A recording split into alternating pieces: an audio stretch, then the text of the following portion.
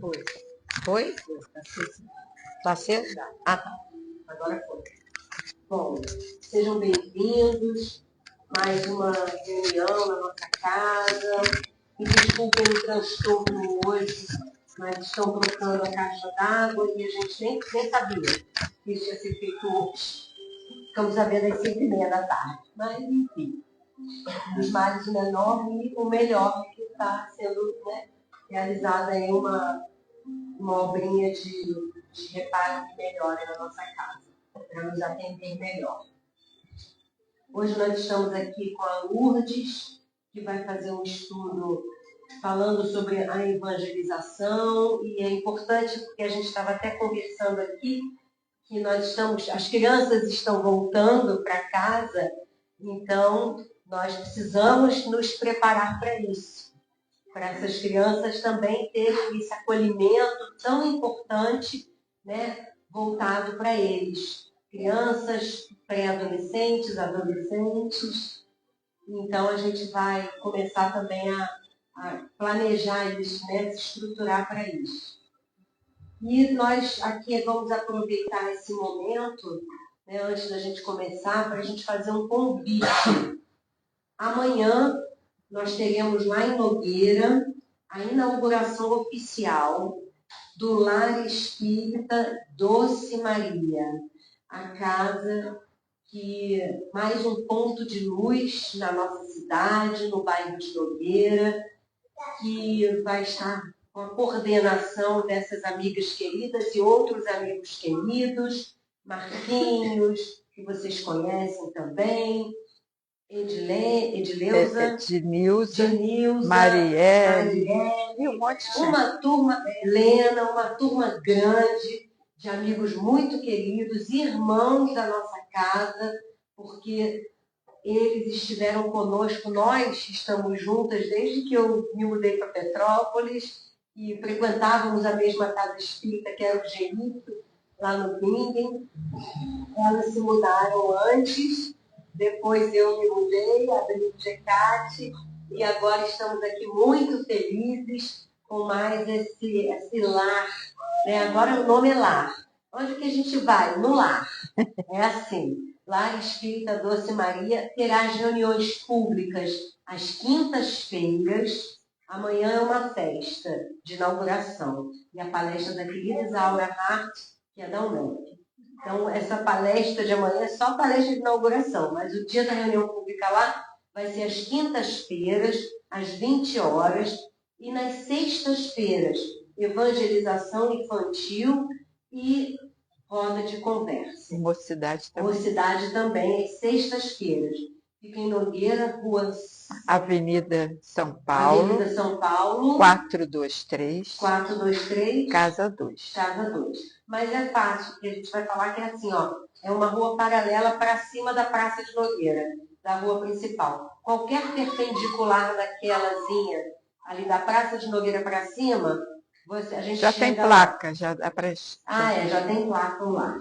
Então, estão convidados para a palestra de inauguração, mas para as palestras, né, e para conhecer a casa também, e a gente dá esse apoio, porque o apoio da vibração a gente já está dando. Então, eu vou pedir aqui, Sidney, pode fazer a abertura, por favor?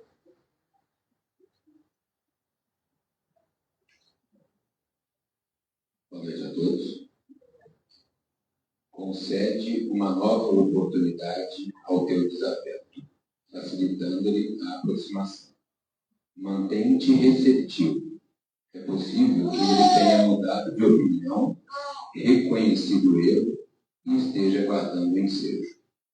Todos nos enganamos e desejamos ocasião para nos reabilitarmos. Se te encerras na mágoa e nada mais queres com ele, a tua é uma postura igual ou mais censurável que a dele. Não deixeis que um capricho do amor próprio ou do orgulho ferido te roube uma excelente ensacha de ser vencedor de ti mesmo. Obrigada, vamos então fazer nossa prece. Já que estamos falando aqui do lar, nada como essa música. Então agradecemos a Jesus, a Maria Angélica, a Maria, doce mãezinha de todos nós, por essa oportunidade desse encontro tão alegre, fraterno, mas que nos falará das responsabilidades e da importância do Evangelho em nossas famílias. Rogamos então que nossa atenção esteja desperta, nosso coração receptivo, assim como nossa alma. Que a Lourdes seja envolvida por seu mentor, mentora e por nossa querida Maria Angélica. E nos transmita aquilo que nós precisamos refletir e agir. E assim, Senhor, certos de tua presença amorosa entre nós, pedimos permissão para iniciarmos a reunião dessa noite. Graças a Deus. Graças a Deus. Tem que botar aqui, né?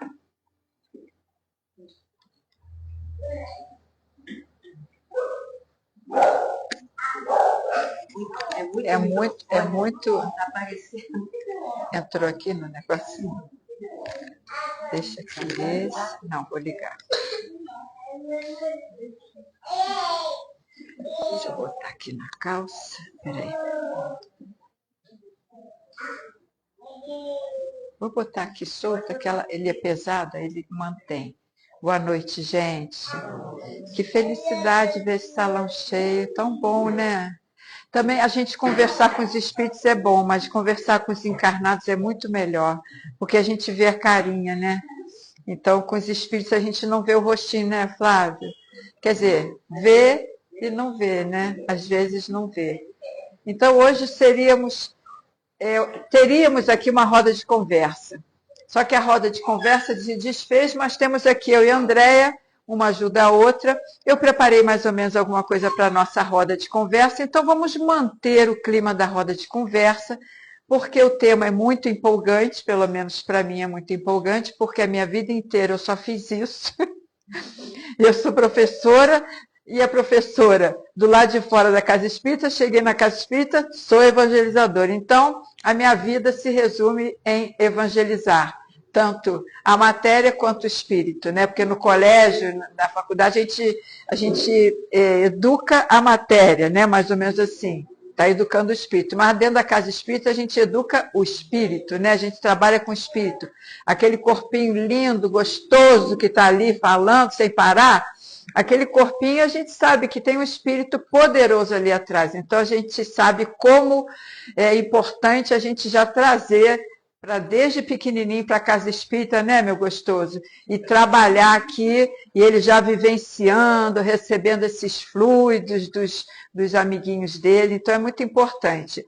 E eu sempre escuto muita palestra, né, dessas pessoas que estão à frente, né, à minha frente em relação a evangelização, a doutrina na questão da evangelização, da educação, do criar hábitos, né? Porque educar é criar hábitos. E o que a gente faz no nosso lar e fora do nosso lar é criar hábitos. E esses hábitos, muitas vezes, eles são difíceis da gente criar, porque muitas vezes, principalmente na doutrina, no colégio, a gente já pega a criança ou o jovem já com os seus hábitos. E quando a gente vai tentando, né, exercitando a tarefa de trabalhar a informação, no caso no colégio, é difícil. E está muito mais difícil, gente. Está muito mais difícil hoje em dia com a tecnologia. A gente tem visto que as coisas estão bastante difíceis, mas não é impossível. Tanto que na evangelização, as crianças que chegam, os jovens, eles gostam. Eles se interessam porque é uma coisa totalmente diferente daquilo que eles estão no colégio. Então, o ideal seria a gente não fazer dentro da evangelização o que tem do lado de fora no colégio. Fazer uma coisa diferenciada. E é isso que a gente tenta fazer dentro da doutrina. Porque se fizer igual, a gente vai estar trabalhando com aquilo que eles já conhecem. O mais importante é a gente trabalhar com coisas que eles não sabem. A gente faz algumas atividades, questões, também faz roda de conversas com a mocidade e trabalha coisas que eles geralmente trabalham mas de uma forma diferente. E aquilo se torna instigante para eles, tanto para os pequenos como para os maiores.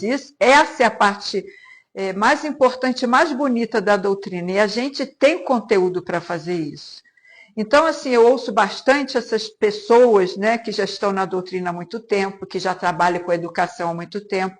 Eu estou sempre tentando procurar os termos, né, porque está tudo muito rápido, né? Então a gente fica tentando procurar os termos, as coisas que estão sendo usadas para a gente poder trabalhar dentro do contexto e não fora do contexto deles também, porque senão também fica maçante, né? Se a gente sentar, botar todo mundo sentado, criança não pode levantar. Hoje, TDAH, a gente tem muitos, então a gente não pode. Tem que ficar sentado, não. Pode ir, pode voltar, senta na hora que conseguir sentar, mas o importante é tentar trazer a criança principalmente para o conteúdo e a atenção para aquele conteúdo. E eu, quando estava fazendo a minha roda de conversa, eu pensei assim, na família, né? A primeira família que foi, que surgiu, que a gente pensa assim, a gente tem uma pessoa muito importante, que é a primeira, a gente pode dizer, a primeira apóstola, né? É de Jesus também, mas é de Deus, que é Maria.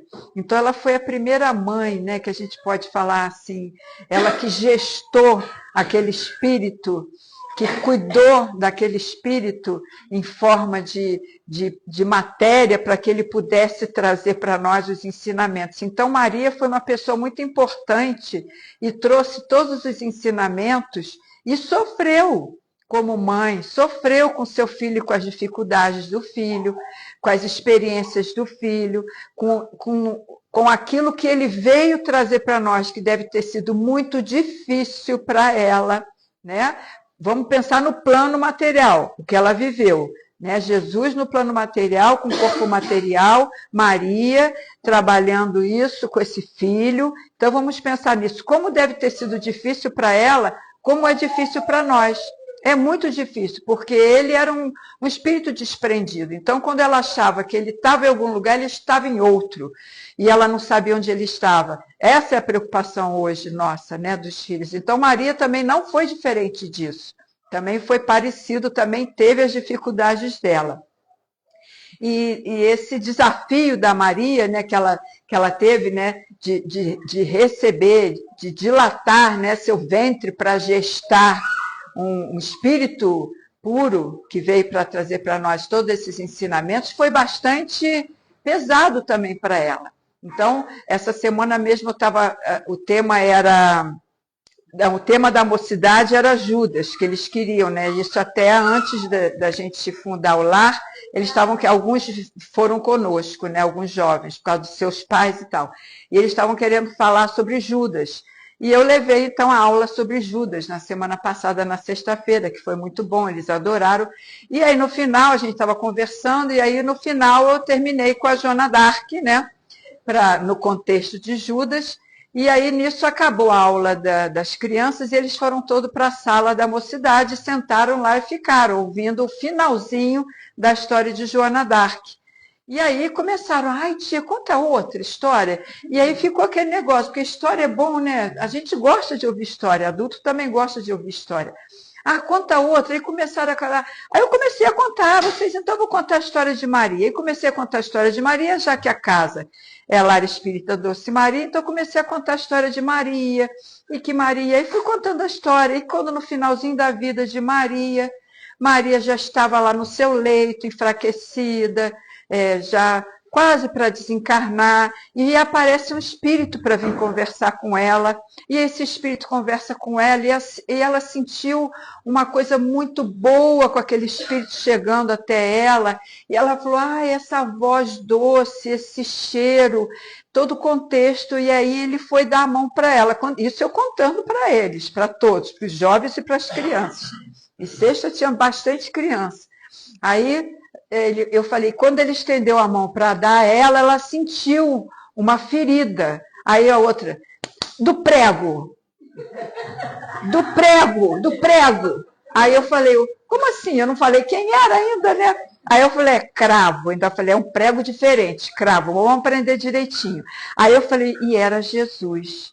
Aí a outra, ai tia, eu tô tão emocionada com essa história, eu tô até chorando. Uma de 6 anos. Foi assim, nesse nível.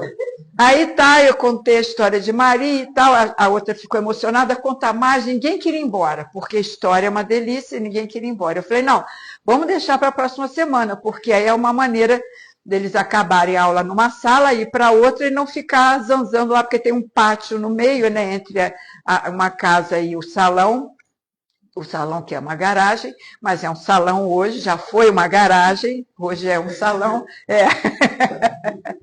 E aí pronto, aí eu pensei, agora eu vou fazer isso, eu vou vou preparar algumas histórias, quando eles acabarem, eles vão para lá e a gente conta a história e a gente fica ali conversando. E ali ficamos conversando. E isso é uma coisa muito interessante, porque quando a gente cativa dessa forma, isso a gente tem até que pensar. Esse hábito é que eu falo, que a gente tem que criar. De sentar, escutar, ouvir o que a gente está falando, né? Pra gente... E a gente enfrenta, não só hoje, mas durante toda a nossa humanidade, o tempo. Né? A gente tem o tempo cronológico e o tempo da nossa emoção. E hoje, esses tempos são diferentes, não são iguais. O cronológico a gente marca, a gente diz assim, poxa, você já está com 30 anos e ainda faz essas coisas, faz isso, isso, isso, isso. É um tempo. Mas o tempo cronológico. E qual é o tempo do espírito? E aí a gente começa a ter esse conflito. O maior conflito que a gente está tendo hoje é porque nós somos espíritos que já estamos reencarnando. A família, quando recebe um filho, o tempo daquele filho e o espírito não é igual ao que vem antes ou que veio depois ou que vai vir agora. Né? O que veio antes e o que vai vir depois. São diferentes. Então, se você fala para um filho assim, poxa, mas você estuda tanto, você faz tanta coisa boa e fica parado sua vida, você devia fazer a matemática, porque você é bom, mas ele gosta de arte. O tempo da arte, para ele, é o principal. O espírito gosta de arte, mas a gente quer mudar, quer que ele faça matemática. Meu pai cismou que eu tinha que ser economista. Eu nunca serei economista. Eu sou de humanas, não sou de contas. Eu sou de humanas, então quando ele vinha com esse papo, porque eu estudava, eu sempre gostei de estudar, aí não, economista, não, isso não é para mim, esse negócio de número. Eu fui reprovada na faculdade em matemática, eu tive que estudar horrores para não ter que repetir a matéria de novo, isso por causa da administração. E eu já tinha feito letras, porque eu queria, mas a administração era para eu fazer uma ascensão no funcionalismo público. Então, assim, muitas vezes, nós queremos mudar uma coisa que não pode ser mudada porque o tempo do espírito é diferente do tempo cronológico nosso.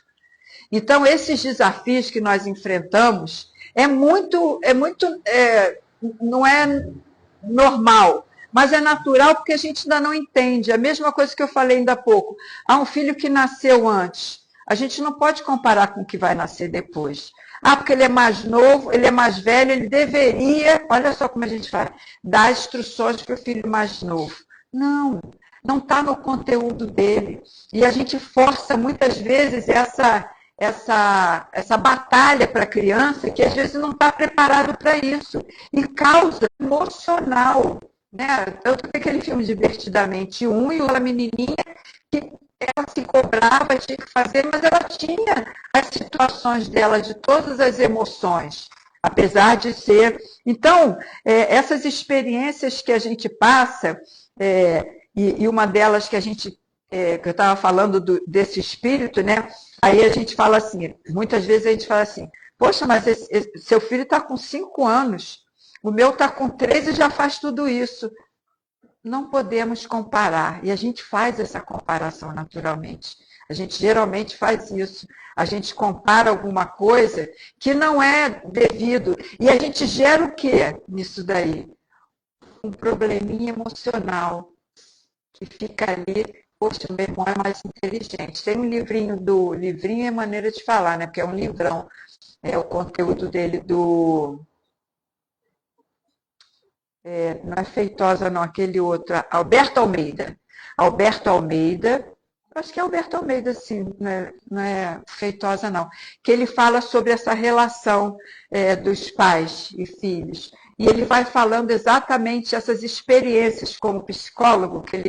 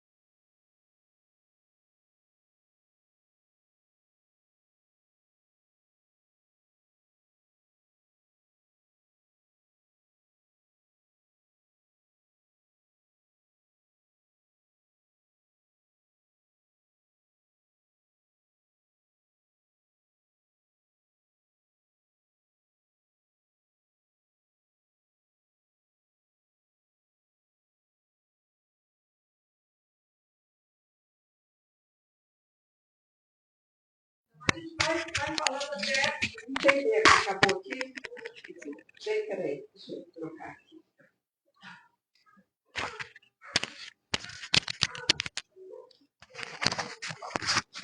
Enquanto ela está trocando, 12 anos. 12 anos? É. Eu imaginei porque ele tem 13. O garoto tem 13, menino. E outra coisa, eu estava até conversando hoje com uma amiga, né? Porque a gente geralmente protege muitos filhos para eles não se frustrarem, né? E na evangelização eu falo muito isso, né? Tem que se frustrar. Se não frustrar, não vai entender o que está acontecendo e o que vai encarar por aí. Então, tem um rapazinho que ele frequenta lá no GEAL, ele ainda não foi lá, ele foi no aniversário lá em casa. Ele até falou, estava com saudade da senhora e tal. E ele estava apaixonado por uma menina da outra sala, né? Então, ele ficava babando, ele não conseguia nem prestar atenção na aula, que ele ficava babando pela garota. E aí um dia eu cheguei no pátio ali do GEAL e ele estava chorando. Ué, o que foi? Está chorando? Que coisinha me disse não. Ah, pelo amor de Deus, sujeito, chorando por causa da garota, você ainda vai receber muito não. Ah, pelo amor de Deus. Eu falei, não faça isso não. Chorando, a primeira que você está falando. Não, tio, eu sempre vou perguntar se elas querem me namorar, mas não é assim que você tem que fazer. Não tem que perguntar se quer namorar, porque não vai receber um não várias vezes. Você tem que conversar, pereré, vai conversando com ela, vai cativando, vai mostrando quem você é. E ele é terrível, sabe? Mas eu amo ele de paixão. E aí ele foi um desses que ficou dançando lá na beira da piscina, mas parecia uma lombriga dançando, ele é magrinho, né? E dançava, e dançava.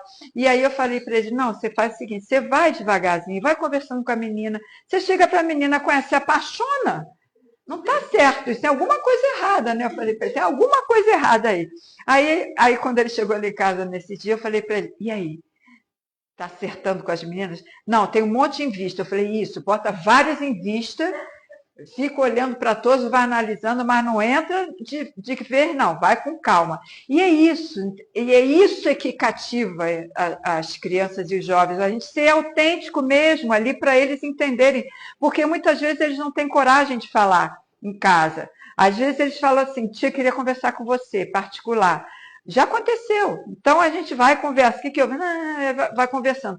Porque é necessário esse vínculo dentro de casa, para justamente não precisar da internet para ver, para buscar, para responder o que eles estão precisando. Então, todas essas questões é que eu prezo muito dentro da evangelização, prezo mesmo da gente conversar abertamente, porque é necessário a conversa aberta entre todos as crianças e os jovens.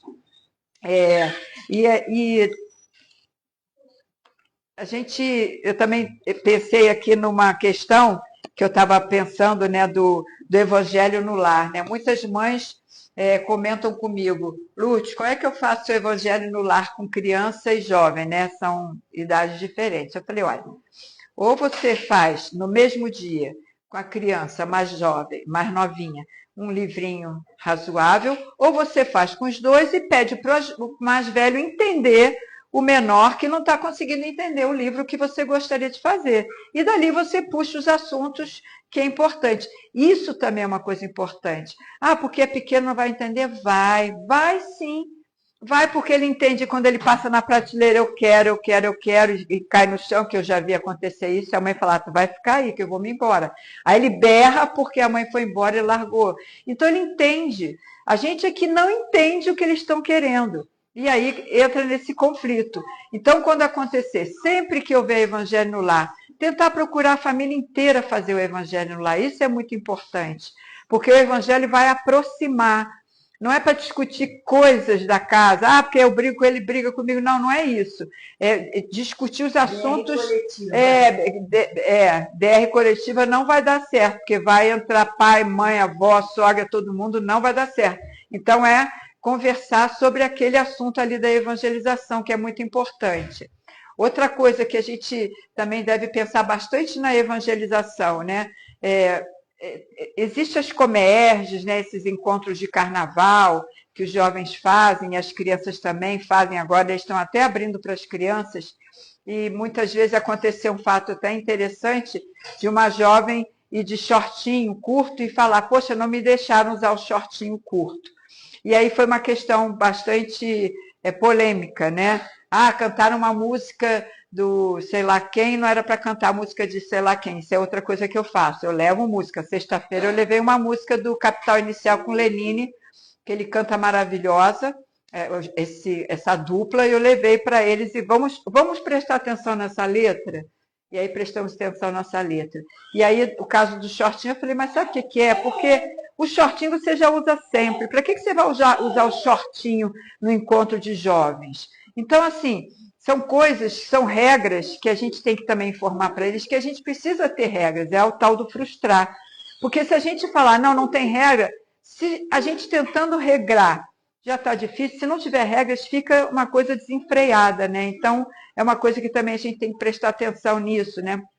Ah, mas vai na casa espírita de short? Pode ir, não tem problema, só não vai com aquele short indecente, né? Até porque não é legal, mas pode de short. Então, tem coisas assim que a gente tem que pontuar para entender o que está acontecendo. A evangelização não é castração. A evangelização dentro da casa espírita é uma visão avançada daquilo que a gente está vivendo, dentro dos ensinamentos de Jesus. Jesus proibia alguma coisa? Não. Aonde que ele dizia que a gente proibia? Na nossa consciência. Aquilo que a gente acha que não é bom, a gente vai ter a consciência de não fazer, porque aquilo diz para a gente que não é legal, né? Então, essa é uma das coisas também. Outra coisa que vídeos, né? Vídeos de criança, até que o Bernardo ali falou, né? A que ano, que idade. Isso a gente tem que prestar atenção. Só um reparo na sua fala aí, você falou assim, Jesus não proibia nada, porque a gente é nossa consciência. Só lembrar o jovem que os discípulos não eram adolescentes. Não é. Por isso que eles não proibiam. Eles eram adolescentes em espírito, né? Mas cronologicamente, não era. Com certeza. O único mais jovem, como é seu nome? Você, Ricardo. O único mais jovem, Ricardo, que seguia Jesus era o Silas. O Silas seguia Jesus e ele era uma daquelas crianças que ele, quando Jesus fala aquela parte da parábola, deixai que venham as minhas criancinhas, porque é delas o reino dos céus, Silas foi aquele que sentou no colo dele. E Silas seguiu Jesus por todo o tempo, continuou seguindo Jesus. Ele foi morto por causa dos cristãos, que eram mortos porque seguiam Jesus. E ele foi encontrar quem no plano espiritual? Maria. Ele hoje, ele é servo de Maria. Ele ajuda a legião de Maria, dos servos de Maria, desses espíritos que desencarnam. Então, ele hoje está lá ajudando. É um jovem, eu acredito que ele se sinta jovem, porque ele está atuando, né, com Maria, e ele que recebe. Então, ele era um jovem, era cronologicamente mais novo e espiritualmente mais avançado, porque ele teve condições de entender essa situação, né? E assim foi muito linda essa história, é muito bonita. Quando eu soube dessa história, eu fiquei tão feliz, porque a gente acha que os jovens ou as crianças não estão entendendo, né? Mas eles estão percebendo as coisas. E aí, quando a gente percebe que eles estão percebendo, a gente vai mais além, vai mais além. Então, a evangelização, a importância dessa nova era que nós estamos, essa evangelização da nova era está mexendo com todo mundo, mexendo conosco. Né? Hoje mesmo eu fui fazer o Conversando, né? Aquele trabalho que a gente faz à tarde, de manhã cedo, eu não sabia sair, né? Eu entrei 2 minutos mais tarde, porque eu não conseguia botar o vídeo, e a universitária que me ajuda estava dando aula na internet também. Eu falei, e agora, meu Deus, não conseguia botar o vídeo não saiu, o vídeo não tinha som. Eu falei, e agora? Não tem nenhum jovem para chegar para assim, ó, tum, tum. E aí eu fiquei ali até que consegui botar. Aí quando eu fui tirar o vídeo, colocar a minha imagem estava desse tamanho. Aí eu falei, meu Deus do céu, deu tudo errado. Aí eu falei, gente, vocês desculpem, hoje deu um pouquinho de problema, mas é que eu estava meio atrapalhada. Aí eu consegui ver lá embaixo no StreamYard, que era o negocinho da tela do meu rostinho, estava pequenininho. Aí eu fui lá, abri o amplo, aí abriu... Entende? Olha só, E às vezes a gente pega, fulaninho, pega aqui, é mole, pá, pá, pá, e a gente está lá pensando como vai fazer, né? Então, tudo isso, a gente pensa assim, é o avanço, mas a gente tem que fazer um paralelo com esse avanço para não se perder. Isso é que é muito difícil, é desafiador, para não se perder, porque se a gente deixa totalmente, né? Eu vejo quantas crianças que o pai ou a mãe está no restaurante, aí bota lá o celular. Aí eles comem, a criança fica quietinha assistindo. Gente, não, pelo amor de Deus, não faz isso não. Não faz isso não, tira o celular. Não, agora é hora de almoçar junto com papai e mamãe. Não vai ver desenho. Você já vê desenho em casa, já vê desenho com a vovó, né? Tem até aqueles vídeos do garotinho saindo de mala. Onde você vai? Para casa da vovó. Por quê? Porque ela deixa tudo. Né, vovó? Ou não é? Então, assim, a gente tem que começar a prestar atenção nisso. Prestar atenção para a gente... Porque se perder e ficar muito longe, a gente não tem como voltar mais. Os sentimentos são assim. Quando a gente se afasta de algum familiar que está distante de nós, para a gente resgatar aquele familiar fica mais difícil. A gente vê isso no nosso dia a dia. Aqueles que convivem conosco no dia a dia, a gente tem facilidade, fala, às vezes fala o que quer, ele não briga, ou então se briga, fala, pô, tu falou assim comigo, hein, não sei o quê. Agora vai fazer isso com o familiar. Olha como é difícil. Então, se a gente deixar afastar, para resgatar depois é muito mais difícil. E é isso que a evangelização tem que fazer, esse resgate dentro da sala, mas incluindo esse link com a família, com a escola, com a sociedade, na fila não sei de onde, né? Para a gente não perder isso. Isso é que é o mais, para mim, é o que mais me chama a atenção. Né? Então, quando não vem a evangelização, liga. O que houve? Eu faço isso. O que houve? Um tempão que você não aparece. Gente, às vezes uma ligação boba. Ai, ela ligou. Estava preocupada comigo. É bobo isso, mas é importante. Então, tantas coisas que englobam a evangelização, porque a evangelização, nós estamos nos evangelizando todos os dias, com a doutrina, vindo aqui, ouvindo palestra, fazendo, estudando, online, no estudo. Então, tudo isso que a gente faz para nós, a gente também tem que fazer com os nossos jovens, com as nossas crianças. Eu me coloco à disposição, até falei para o André de vir aqui na segunda-feira para a gente trabalhar essa evangelização, para a gente trazer algumas coisas. Essa semana, o tema era Deus, né? Todo começo de ano a gente fala um pouquinho de Deus, né, para eles, porque sempre tem alguém novo e tal. E aí a tia lá da infância fez o trabalhinho de Deus, e aí eu procurei na internet, não, me veio, né, toda hora veio, porque eu estou em várias coisas, aí veio num grupo que é de todo o país, um grupo de uma menina do Pará, se eu não me engano, e todo mundo de vários lugares, botou uma atividade excelente.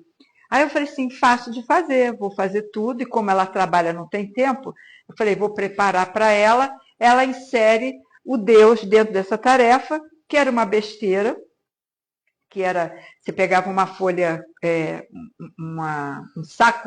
um saco daquele plástico mais durinho, uma canetinha de retroprojetor, que risca no saco e não sai, desenha um monte de coisa que você acha que é de Deus, os 3 reinos, os 4 reinos, coloca o que você acha que Deus criou e vai desenhando ali, com uma folha branca dentro do saco, né? Aí você vai desenhando para você enxergar o que você está desenhando. Tira o saco, tira a folha branca, bota uma folha preta. Aí quando você bota uma folha preta, aquela imagem que está em cima do saco desenhado não aparece nada. Como é que vai enxergar aqui a criação de Deus?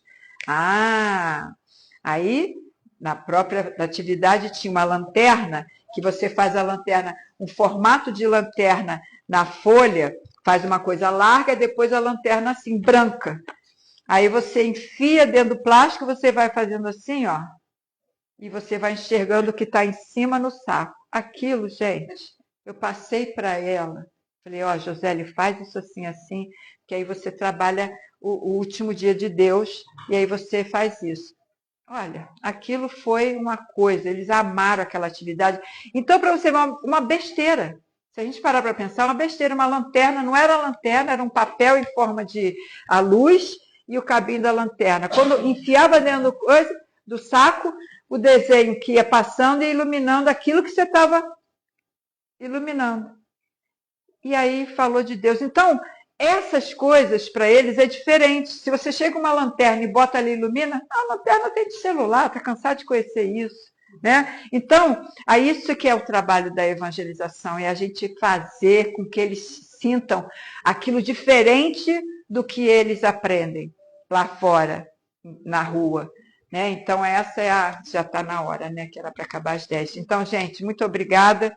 Aí o improviso da roda de conversa, tá? Muito obrigada e estou à disposição aí para a gente ajudar no que for possível. Lembrando